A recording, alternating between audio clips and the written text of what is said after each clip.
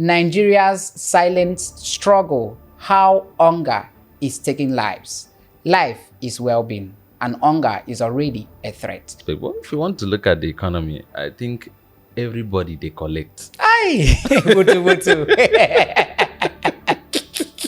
Everybody they collect. Hey. Everybody don't collect. Why has hunger risen this high in Nigeria? Everything is expensive now.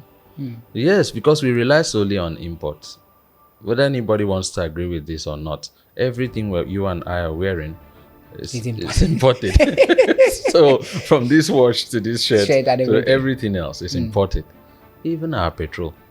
I saw a post one day and one guy was like, "Na sporty babes go decide how this Christmas go take me." So it has gotten to that point really. This is the lowest I have ever seen Nigerians be. Not even during the Civil War. This is the lowest. Hunger is man-made. Why? It's as a result of warfare. It's as a result of insurgency. It's as a result of bad economic policies. It is man-made. An average Nigerian just wants food to eat. Have you noticed that beggars don't ask for money now? They are asking you for food. Dignity has gone down the drain because of hunger.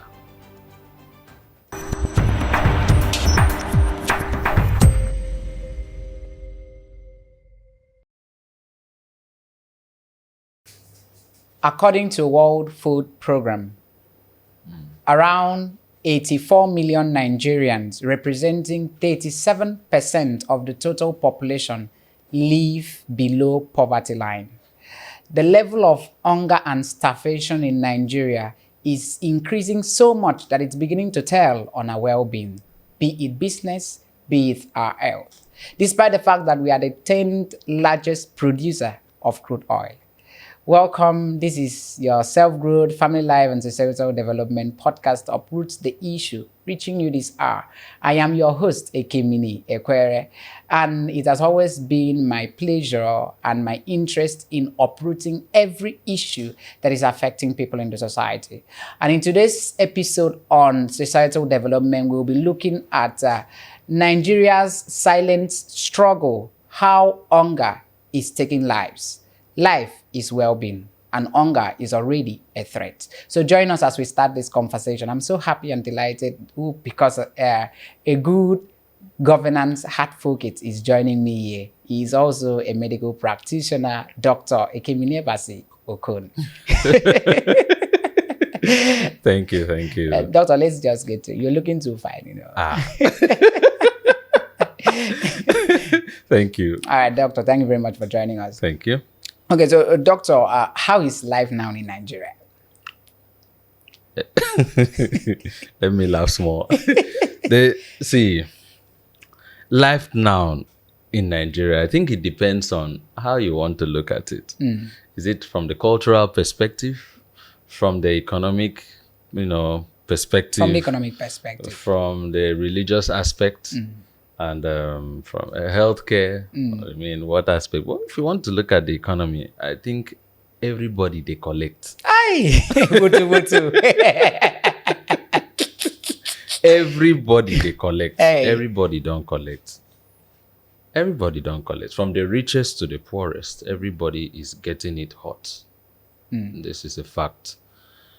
I don't know where to start from, but it's not funny at all.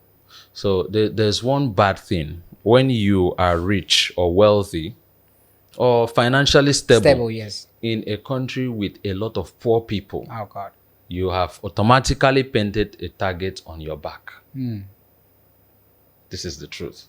For one, a lot of people feel like you're part of the reasons they don't have money. And then the ones that are just like, hey, come and give us money. And then the family is looking up to you. And then to some kids, you're now that stingy uncle. You're not giving again. So that is where the problem is. But yeah, it's not been funny over the last 1 year, in my opinion.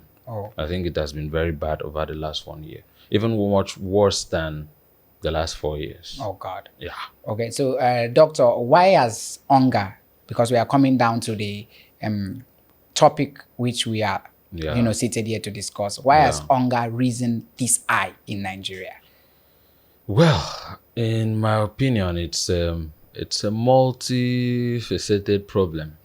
Yeah, I think it's economy, and then insurgency is one of them. And then what I've observed, I think this year alone, I've moved from the extreme north to the extreme south. And I've been able to observe some things. I'm not a politician, but from a logical point of view, I've been able to understand that we have very poor storage facilities. This is what I've noticed. I've not seen a lot of people talk about it. Our food is wasting. You understand? They keep these tomatoes and they're so expensive, and then the next thing, it spoils and they pour it out. Oh, God. So there's no means of preserving, or storing whatever we get from the farm. It's from the farm to the table. You understand? And we're not even sending that much out there as exports. So it's part of the problem we are having. And today we're talking about economy. Everything is expensive now. Yes, because we rely solely on imports. Whether anybody wants to agree with this or not, everything you and I are wearing is imported. So from this watch to this shirt to everything else is imported. Even our petrol. And that's what that would really pain. So that alone is enough to get the level of hunger high as it is now. So yeah. And you talked about the insurgency. How will this inflict the level of hunger down? Okay, so right from the onset, most of the foods we are eating, the grains specifically, is from the middle belt and the north. And you know that this is the epicenter of the food production. Insurgency and food production too. And now we're having these bandits disturbing the farmers during planting season, and then disturbing them during harvest to get their quotas too. And we have farmers even being scared of going to the farm because their safety, is not guaranteed. So at the end of the day, what do you think will come down to us? The little they are able to get out of their farms will come down to the south. And then transportation costs, and everything just becomes expensive. And it's a case of if you don't buy now, you squeeze face and buy later. Yeah. so that has been the case over the last few years. You just said something, and I remember that Christmas is at the corner. Okay. And we will collect. Because I've not seen onions again. We will collect. I saw a post one day, and one guy was like, "Now sporty beds go decide how this Christmas go take me." So it has gotten to that point, really. It's very sad. You know, one thing I admire about you is your good knowledge and your good sense of history. Okay. So you see, I don't know if it has been this bad, but then has it been this unbearable compared to years past and now? Okay. Well, for those of us that are real 90s kids, we've always heard that slogan, "It go better." I doubt if it has really gotten better, in my own opinion. But I don't think it has been this bad. This is the lowest I have ever seen Nigerians be. Not even during the Civil War. This is the lowest. The truth about the Civil War was a regional problem. You and I know that. It was really centered around the southeast and the south. Then it was the eastern region. I've had some friends from the north. When I talk about the Civil War, it seems like it's a different Nigeria that it happened. Okay. But we still have relics of our Civil War, hanging around, some buildings that were never really reconstructed and all of that. And then you need to understand that when any war happens, nobody is in charge of anything. Do you understand? For those of us that lived in Ukraine, we understand what it means, what warfare means. A young Nigerian below the age of 50, in my opinion, has not seen any war. Yeah, because it happened in 67. That's 67 to 70. Has not seen any war, except he has to live in a region where there is war. So the Civil War was a regional problem. Lagos was relatively calm. Not even relative. Lagos was calm. If you've seen videos and accounts from that period, Lagos was calm. The entire West was calm. The North was calm. The war was just centered between the present-day Southeast and South. So you don't expect food to come in during warfare. Whether it is a political issue or not, warfare is warfare. Nobody is in charge of anything. As much as warfare has rules and you know about it, but nobody is usually in charge of anything. So from records, food had to be airlifted in the night and dropped down, in there. then, and all of that. Everybody will now scramble for whatever is left of anything. And then commodities like salt, definitely sugar and milk will be very expensive. But looking at this is a general problem. Northerners are collecting. Southerners are collecting. Westerners are collecting as well. Easterners are collecting. This is a general problem. Hunger is man-made. You understand? Yeah. Hunger is man-made. If you go back in history, 2,000-3,000 years ago, there was still famine, there was hunger. It was man-made. Hunger is man-made. Why? It's as a result of warfare. It's as a result of insurgency. It's as a result of bad economic policies. It is man-made. And then over time, our people down here in the down south have become lazy because of crude oil. Crude oil made all of us lazy now. We could not farm again. When you grew up, didn't you used to have gardens behind your house? We did. You were planting the eggplants, the peppers and all of that. Everything. Now these new buildings are German floored. There's interlocking stones everywhere. No place to farm. We became too comfortable. And there's one danger about being too comfortable. When the poverty wants to hit you after being too comfortable, that impact would last probably for a lifetime. You cannot forget it. In fact, you may even forget the days You can't that forget was it. Good, Yes. Right now, you've asked me if this is the worst I've seen. Honestly, I've forgotten the good days. The good days. Because the impact is felt. The impact is felt. Even if you're earning ₦1 million a month in today's Nigeria, you will collect. And you collect that bad. No, you will collect water. That's the truth. You see, doctor, I can recall vividly well that currently now a bag of rice is around 110, 120,000. Yeah. And that's for the foreign rice. Okay. While the local rice is just about 70, 75,000. But then I can remember that I bought rice at 59, 120 a cup. Okay. 10 years ago. If you should move back to 210. Okay. I just sometimes if you tell these current birds that we will have now that you could not finish 100 naira fufu, they will just laugh at you. Because I can remember that fufu now, there was fufu at 20 naira. No, there was at 5 naira. Okay.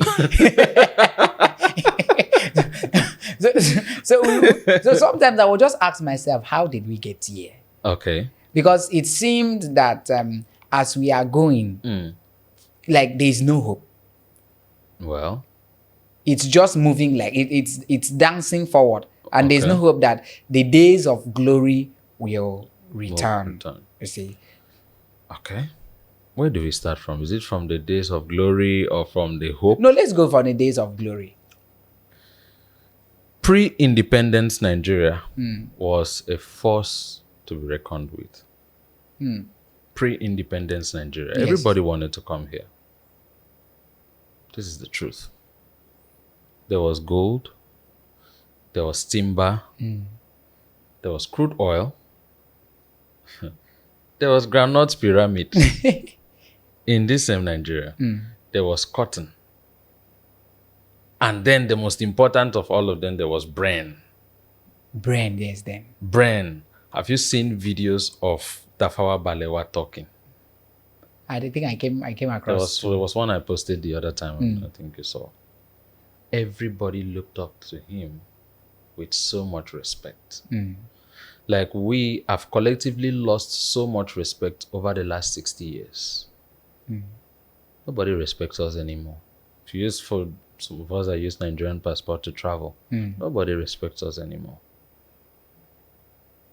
So, will the days of glory ever come except you and I are in power? That's the truth. I can only speak for myself. I know the plans I have, the passion I have, and I can only work with people with similar passion. But that takes us to this big question. Do you even have money to finance your dreams? Yes. This is the truth. Will the days of glory ever return? It's 50-50. It might not. It will take a whole lot of social, ethical reorientation to bring back those days of glory. And then is there hope? Of course, there's always hope. There's lights, at the end of every tunnel. But yes. how long is this tunnel? I think the tunnel is very far away from us. Then you can only see the light, but you won't get there soon. So it's a very technical situation. Very, very. Wow, doctor. You see the whole food crisis. I think I can remember weeks ago when I traveled through news, I saw in Jigawa State how 150 people, lost their lives in the process of scrambling oil, for oil, petroleum products. Yes. I think it was kerosene and petrol or something like that. And there was one of the interview with said that someone in its right sense, his or her right sense, will not scoop, will not try to risk his or her life. What are these people looking for? Max, they will just sell that oil to get something and eat. And now this leads me to a question. Let's get to know the risks now that people are putting themselves to because of this hunger crisis. Do you know what happens? Poverty and hunger has a way of taking away your dignity. There is no nobility in poverty. This is the truth. There's no dignity in hunger. A lot of people have lost their dignity because of hunger. So, when you talk about risk, how much do people want? I said it the other time on this same podcast that we don't even want a lot now. An average Nigerian just wants food to eat. Have you noticed that beggars don't ask for money now? They are asking you for food. At least from where I came to this place now, at least 3 people have been like, Baba, get that CB. So even when they're asking for that money, they tie it to food. I want to be able to buy rice. I have rice. I just want to pick 1 or 2 things. So they're not asking for money now. Beggars don't ask for money now. They're asking for food, for food. That's a clamor. That's the height of it all. There are things that can just make tears roll out of your eyes. You're just like, how did we get here? How did we get here? Sometimes, I'm stuck between being a man, being a doctor, and being an emotional person. You understand? It's touching everybody. I don't know how to put this, but, I'm struggling with the tears. And you're a very passionate person, and you see, you cannot help everybody. Yes, that's true. But it shouldn't be this bad. People don't really deserve this. Nobody deserves this level of hunger. The way things are going, I'm not a prophet, I'm not prophesying, but if you start dressing flashy, very soon you can be mobbed just by looking good. So very soon, people will have to tone down their outfits so they don't appear like they are making money. Yes. It is gradually getting there. And you'll remember that I said it here.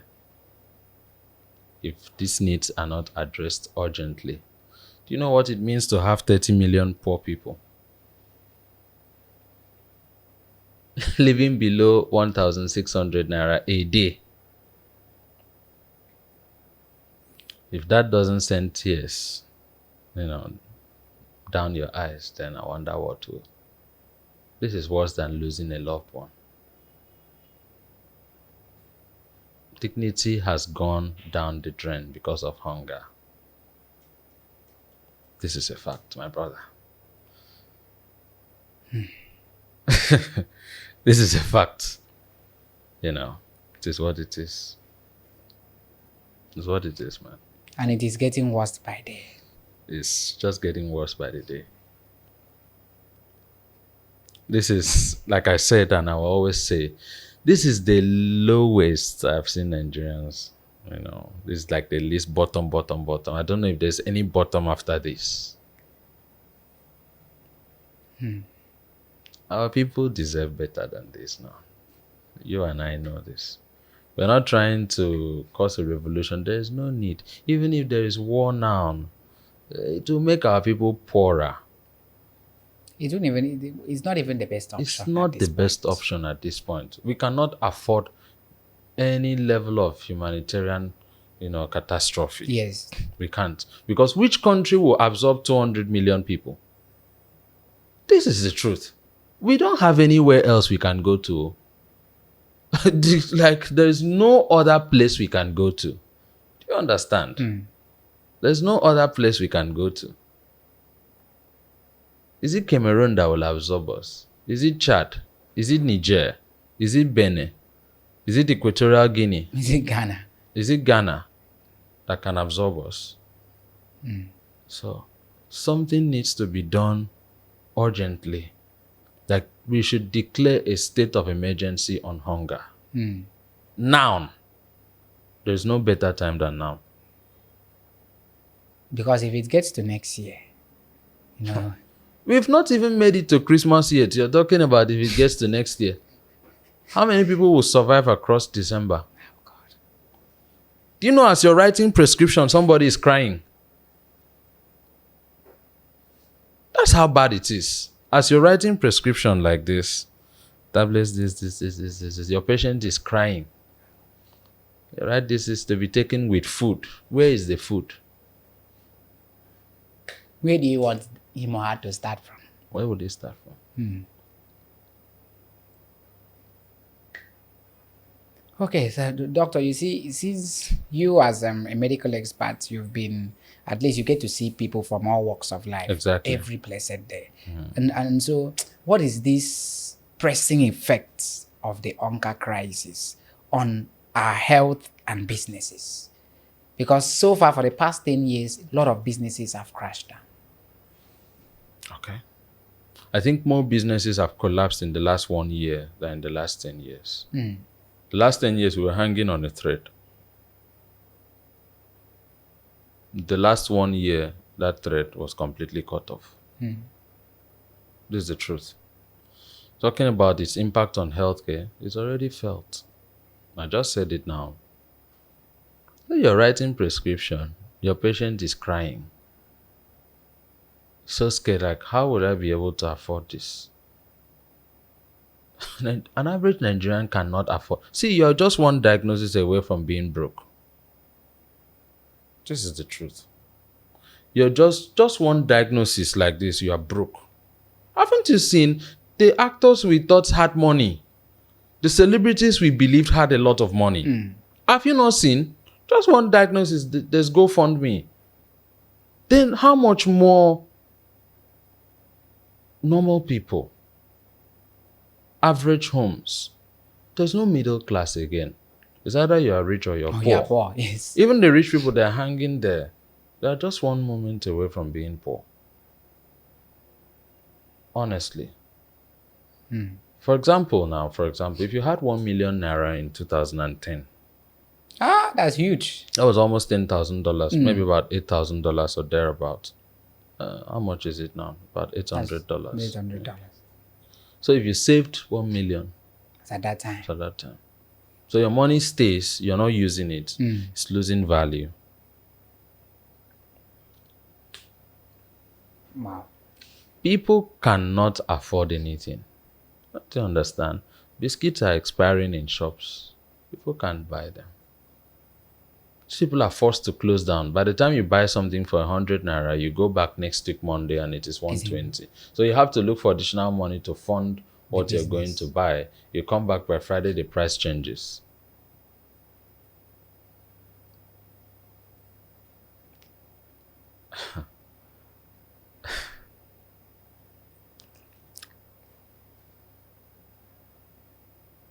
I doubt if anything is going to change. Like, I have never seen our people this poor, to be very honest. Now, every household has a poor person. Every household has a poor person. Like, I mean, poor.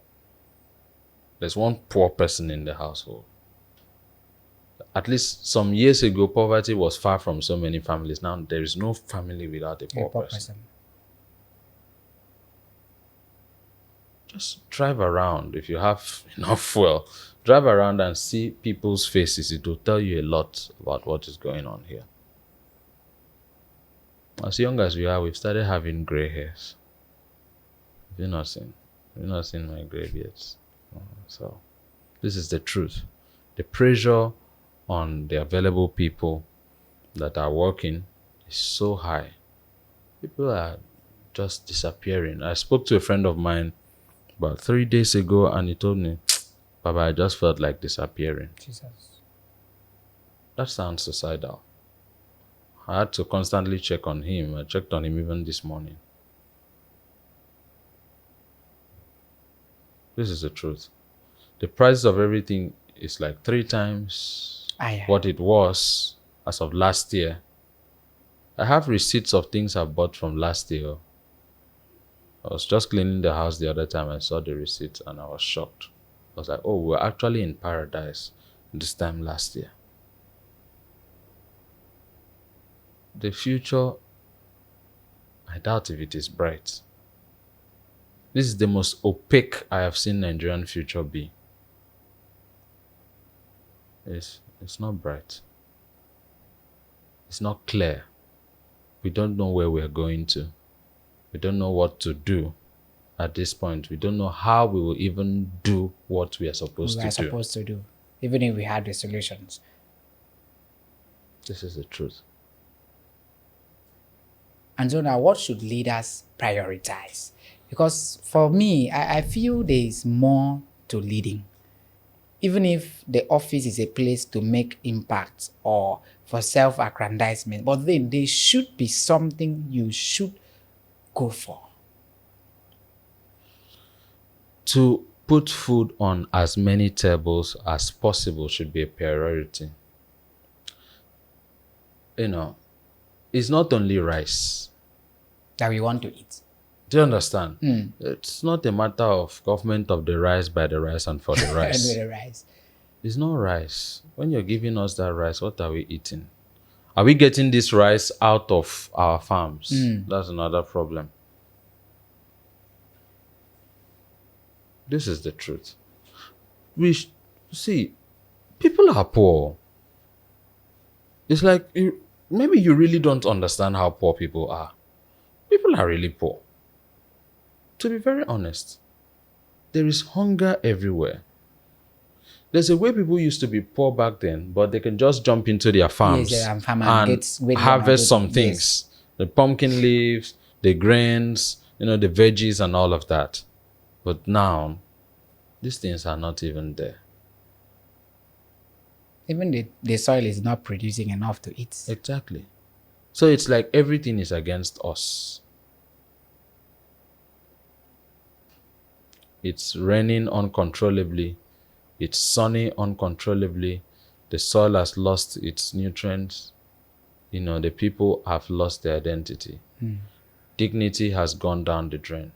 Everything is wrong. Everything is wrong. Talking about priority, food should be on every table. Even if it is 2 square meal. At least maybe we just chop. Say we don't chop for morning, chop for evening. Rapid agricultural programs should be initiated. A realistic one. Yeah, not one that is just logic. Not paperwork, not logic, not English. A realistic one. What are the things that can quickly grow? Our elderly once talked about some mushrooms springing up during the war, the Civil War. The mushroom, you didn't need to add anything. Just cook it. It had its own tastes. And the people survived on that. We need something that could quickly grow. Seeds should be sent down. Our swamps are wasting away. Our swamps are wasting. Why can't we plant paddy rice there? Everything is expensive. Everything. So rapid and realistic agricultural programs. At least let there be food. Then we face other things. What are the things that can quickly grow? What are the seeds that can quickly grow? Send it down. Go down to the most interior communities practically and teach people how to cultivate these things. Let us give a 1-year target. Everything we want to plant, you and I know, to eat will take just about a year. I lived in Eastern Europe. They used to plant between May and August. After that is harvest. The following year. They will be laughing. That same year, from September, they started harvesting their grains. Really? Ukraine that is fighting war sent grains to us. Ukraine? It's embarrassing. It's embarrassing. No, So, that's the height of it. like I said, realistic agricultural programs, realistic ones, send people down to the communities. Tell them how to plant this thing and harvest it. There should even be a farmer's market. All the farmers in the states would bring their produce to that market. To that market. At that point, mess up all the distribution chain that used to happen before. Food should be accessible. Bring it out there. Anybody, the wholesalers, whatever, that wants to get it, should get it from that point. From that point. Whatever is left will now be eaten by their families. This is my own suggestion. If not, what will happen next year? We are not even ready. I saw a meme. The person was like, if you see next year, waiting they come next year, joke. You understand? This is sad. And the science is beginning to tell now. But it's telling on us now. It's telling on us. So, Doctor, before we just wrap up this session, from we've actually discussed a lot, from the Genesis to the myth and to the revelation. Yes. But then, what is the, we've looked at the way forward there. Yeah. But do you personally, do you believe that there will be a better Nigeria? Yes. You and I know now, you're my guy. You know that I'm an advocate for a better Nigeria. Not even a divided Nigeria. A divided Nigeria will not work. Because I've always said it. If we are dividing, how are we dividing? Is it on religious lines? Or economic lines? Or on cultural lines? Or on tribal lines? Even political lines? It doesn't work. Baba, you know get how they go divide this country where we no go be minority. That's true. The same people will become even stronger. Damn. Do you understand? So you know that I am an advocate for a better Nigeria. But we have to come up with realistic approach. Not paper. The one that is realistic. How are we going to change this thing? How do we make food available? How do we send bandits back to wherever they came from? This is the realistic part of it. Who are these bandits? Who are they connected to? Why are they disturbing farmers?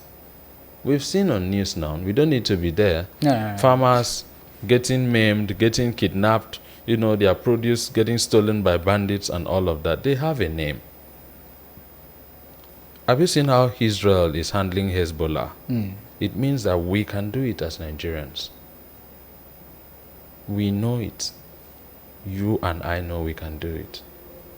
Suspicious people walking around your neighborhood for months and you're doing nothing about it. I'm just quiet. Security is a collective thing. Who are you? What are you doing here? Back then, neighbors used to introduce themselves. Oh, now I'm this person, I'm living here. In case you need, there was no phone. We were happy. There was no social media, we are happy. So now that there is communication on all levels, we're now having banditry. This is wrong. A better Nigeria is feasible. But how realistic is it would determine how feasible it will be. We have to be very realistic about things. We know what is not working. You and I know. Everybody knows what to do about it. We just need one person to push.